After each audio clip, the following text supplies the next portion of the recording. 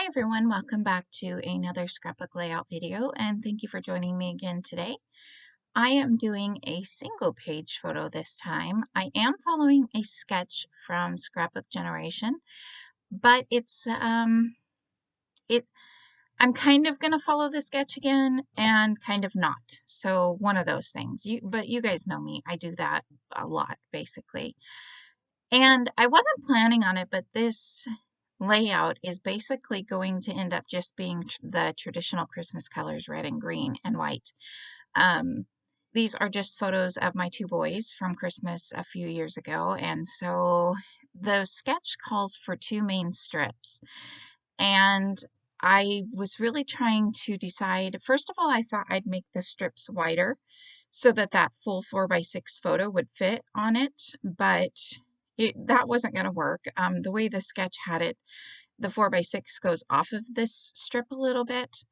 And I was also trying, you can see there I have like a polka dot paper for the background. Instead of using just a white cardstock, I was thinking maybe I could use a pattern paper. These are also the same Doodlebug collections I used in the other Christmas video. So it's Santa Express, Milk and Cookies, and one other one that I can't think of the name at the moment. So I didn't want to go really with pinks and stuff. Not that I mind having pinks on a boy layout at all.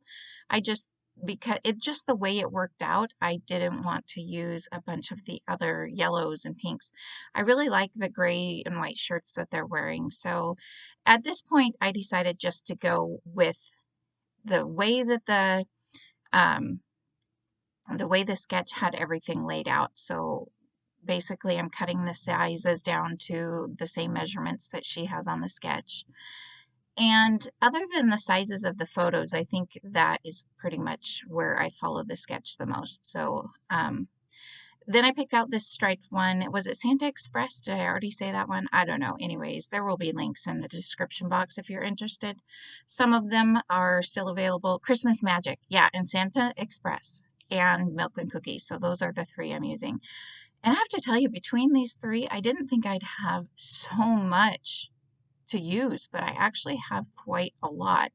So as much as I like that, I'm also like, there's a lot more here than I thought. So, but that is one thing I've decided.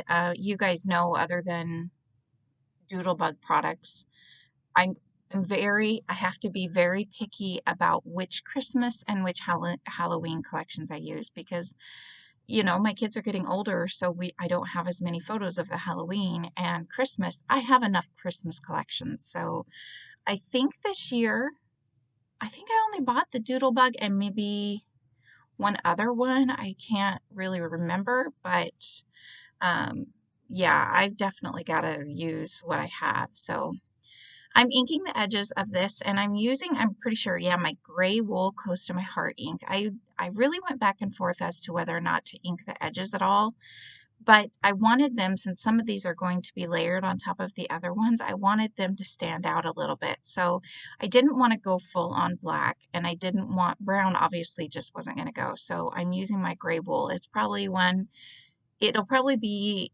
the one I use throughout this entire series or whatever that I use these Christmas papers. With Doodlebug, I know with their Easter collections a lot, I won't ink the edges just because of the colors. So this was kind of another one, the colors, but I wanted it again to stand out just a little bit. And when I was cutting these papers, I didn't realize that one pattern paper is going to get covered up so much. But it is what it is. And like I said, I have plenty of these papers, so I wasn't too worried about it. Although I really like that pattern paper. So I'm just gluing everything down. I put it approximately where she had it on the sketch. Again, I'm sorry that I don't know which sketchbook it came from. It did come from one of their sketchbooks. However, I have taken my sketchbooks and I have taken them apart. And I did this before I ever even started my channel. I took them all apart and put them in binders by the number of photos. So instead of looking at sketchbook 1 or 8 or 16, I can just go say, hey, I need, I have 2 photos for this layout, so I can go to my binder that has my 2 photo sketches in it. And it has more than just scrapbook generation sketches in it. It also has sketches, like I've mentioned before, I take the Scrapbooking Cards Today year-long sketch class where you get a sketch every month. I have those in there. I have other ones like the Laura Whitaker ones in there. So it's just really convenient to me to have all the sketches by number of photos because that's how I scrap pretty much. So, and if I look, say I have like 10 photos, if I look in my 10 photo section and I can't find one that will work, I will look in my 9 photos to see if there's like a 4x6 that I can cut down and make 2 extra photos. So it's just, I'm going to do a couple more organization videos. I just, again, haven't done them because being at home and homeschooling now pretty much takes up a lot more time than I was expecting. So for now, I'm just going to stick with videos that I know I can do and that I have time to do and worry about the rest later. So the sketch, I believe, called for a scalloped side or a scalloped border of some sort on this side, but again, I want to use up the stuff that I have, so I picked out some of those borders and I decided to go with that Santa one, and it's sideways, but that doesn't bother me at all. I think it really fits in with the whole theme of the layout. So the other thing I'm going to do, I can't remember if she has the 4x6 photo matted, but I decided I wanted to mat my photos just to kind of just to help them stand out a little more and to bring the colors around because I felt it was very heavy on the right hand side, and bringing the colors around would help it stand out more. The hardest part right now was which photos or which papers to use because, like I mentioned, it's mostly a red and green, and at this point I didn't want to bring in another color because all those papers that are already on there are, red and green. And the other thing was I really kind of liked this solid, I wanted kind of a darker, more tone on tone or solid for the larger photo because it's going to be sitting on top of all those strips of paper. But if I put it red there, I didn't know what pattern papers to put behind the other 2 photos because one was either too red or so there'd be so much red or there was too much green. I wasn't sure about this stripe, but I thought it would kind of bring over the stripe strip because it's basically the same design, just the 6x6 size.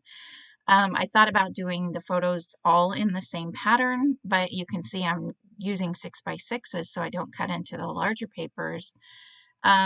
So I keep looking. Again, I had 6x6 from each one of these collections, and I couldn't decide. You can see I'm really playing around there. So I'm finally going to decide on a few different ones, and I'm going to make sure that the colors, look, I pulled out that snowflake one. I think I already had it out, and I wasn't too worried about it because I decided that it was going to be such a small border. I think I made a little bit larger border on this 4x6 photo than I did the other 2 photos. But I made sure on the left-hand side, the 2 photos, I made sure that the heavier pattern was on the bottom. And then you might have seen I also used some foam tape for that main photo there to kind of help it stand out a little bit more.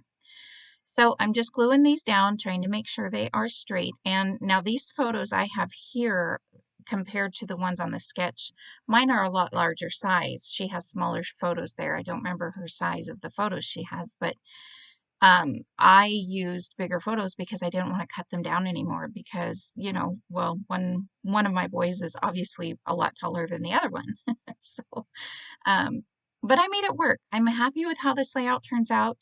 The biggest problem right now is that section below the main photo. It feels very kind of empty and wonky to me at this point. So I'm going through all of my, ephemera pieces and stickers, and I found this one that said Christmas Eve.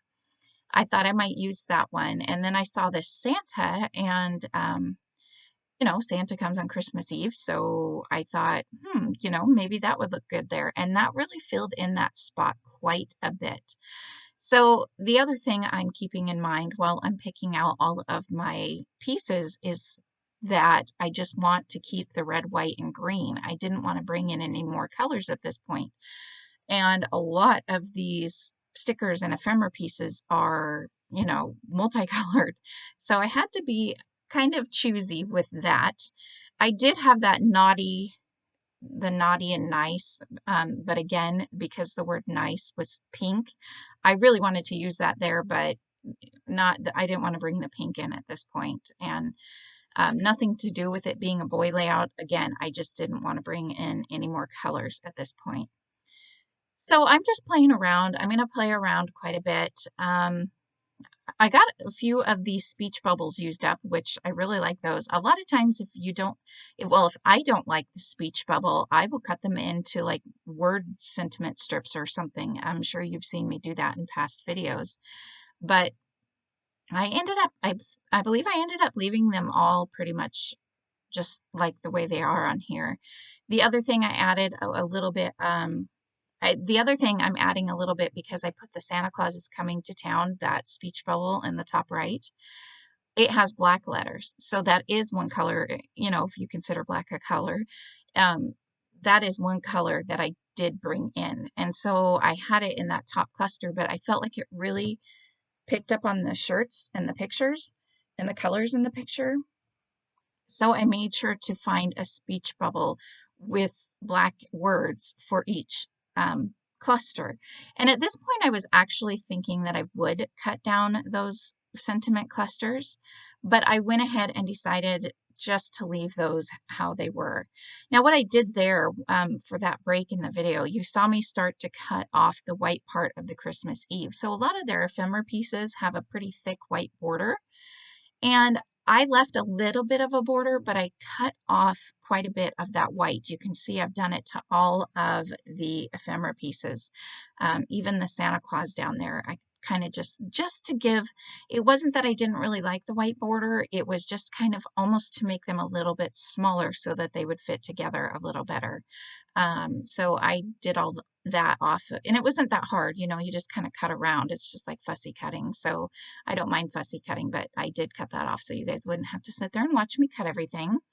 And even those little holly berries, I cut, same thing. I did the same thing with those. So I'm adding all the pieces down now, and that is pretty much going to be how the layout turns out. I'm not really super excited about this cluster here in the bottom.